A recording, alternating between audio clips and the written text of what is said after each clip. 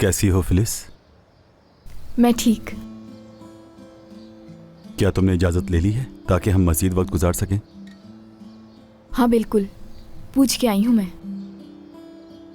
चलो ये तो अच्छा हो गया।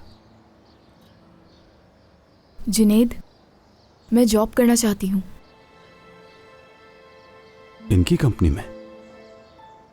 नहीं मालूम, नानी और मामू ने तो मुझे वहीं पर काम करने के लिए कहा है, लेकिन मैं नहीं मान रही।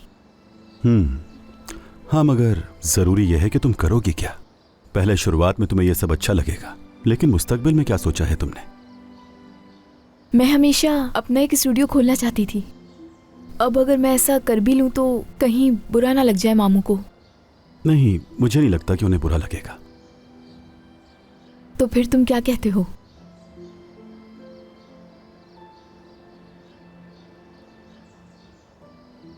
मैं तुम्हारे हर फैसले में तुम्हारे साथ हूं, बताया तो था तुम्हें।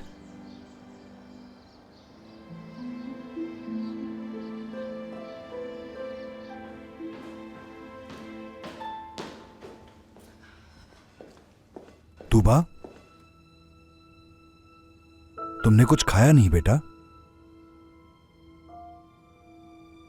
तूबा।